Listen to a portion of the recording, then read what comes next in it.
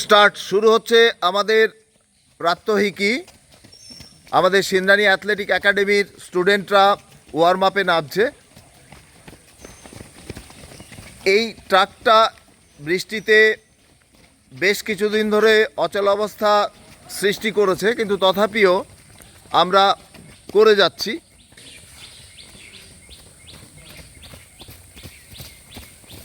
কোনো কিছু ওয়ার্কআউট করতে গেলে, ফুটবল হোক, ভলিবল হোক, ক্রিকেট হোক, যে কোনো খেলা খেলতে গেলে, দৌড়াতে গেলে, খুব ভালো দৌড়ানোর জন্য অবশ্যই আগে দরকার হচ্ছে ওয়ার্মিং আপ। এই ওয়ার্মিং আপ অর্থাৎ শরীরটাকে যদি গরম করে পেশিগুলোকে ছাড়িয়ে না নেওয়া যায়, তাহলে কিন্তু আমার যতটুকু পারফর্ম করবার ক্ষমতা ততটুকু পারফর্ম আমি কিন্তু করতে পারবো না। তো যার জন্য প্রথমে জগিং, তারপরে স্ট্রাইডিং। তো জগিং কমপ্লিট হতে চলেছে, আমরা এরপরে চলে যাব স্ট্রাইডিংয়ে। স্ট্রাইডিংয়ের মূল বিষয়টা হচ্ছে, জগিংটা কমপ্লিট হোক বলছি। হ্যাঁ, এইবার শুরু হচ্ছে স্ট্রাইডিং। পাটাকে বড় বড় করে ফেলা। Ready, start.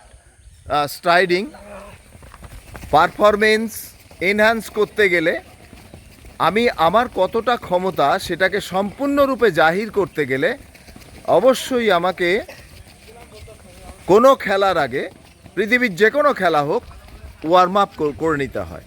সেটা যদি সুইমিং হয়, সুইমিংও হবে। যদি আর্চারি হয় তাহলে আর্চারিও হবে। আর্চারিতেও কিন্তু ওয়ার্ম আপটা লাগে। তো আমরা এই স্ট্রাইডিং এগুলোকে প্রথমে করিয়ে নিই। আমরা শুধু না, পৃথিবীর সবাই এই ওয়ার্ম আপটা করে এই কারণে, তার পারফরমেন্সের পুরোটা যাতে সে পেতে পারে।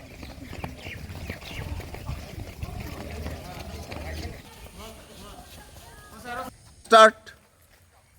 উইন্ড স্প্রিন্ট, এটাতে একটু এক্সট্রা এনার্জি অ্যাপ্লাই করা হয়, এক্সট্রা পাওয়ার, যাতে স্পিডটা ওঠে, অর্থাৎ শরীরটা যেন আরও সুন্দরভাবে রেডি হয় কোনো কিছু ক্রিয়া করবার জন্য।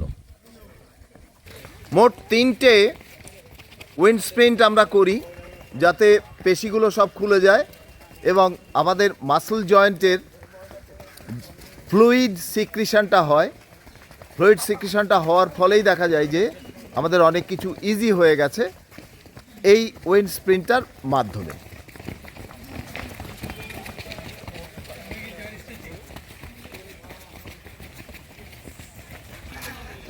এইবার শুরু হচ্ছে স্ট্রেচিং এক্সারসাইজ। এই স্ট্রেচিং এক্সারসাইজটা মূলত পেশিগুলোকে এলাস্টিসিটি বাড়ানোর জন্য, একদম খেলাধুলার জন্য তৈরি করার ক্ষেত্রে ব্যবহৃত হয় স্ট্রেচিং এক্সারসাইজ। এই স্ট্রেচিং এক্সারসাইজটা দেখলেই বোঝা যাবে আমাদের মাসলসগুলো কী ধরনের টান পড়ে।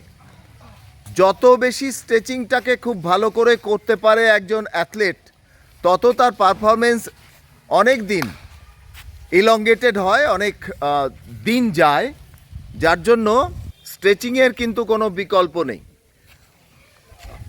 যাদের 40 ঊর্ধ্ব মানুষজন, তারা যদি সকালবেলা উঠে কিছু হাঁটাচলা করে এসে এই স্ট্রেচিং এক্সারসাইজগুলো করে, তাহলে তাদের কিন্তু শরীরটা খুব সুন্দর ফিট থাকে এবং সারাটা দিন খুব ভালো হয়। একটা জিনিস খুব পরিষ্কার, আজকের শুধুমাত্র যুব সমাজ নয়, সারা পৃথিবীর সমস্ত মানুষকে এ কথাটাই জানানো হয় যে শরীর হচ্ছে মন্দির।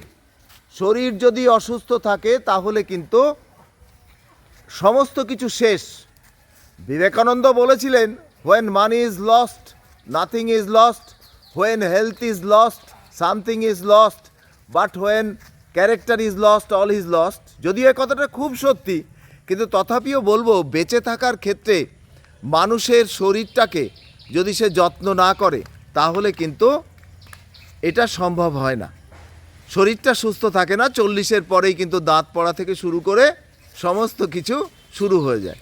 সেজন্য শরীরটাকে চনমনে রাখার জন্য প্রতিদিন কিন্তু এক্সারসাইজটা করতে হবে, শুধুমাত্র যুব সমাজ নয়, যারা 40 মানুষ, 60 মানুষ, 70 মানুষ, তাদের কাছেও এই আবেদন আমরা রেখে যাচ্ছি।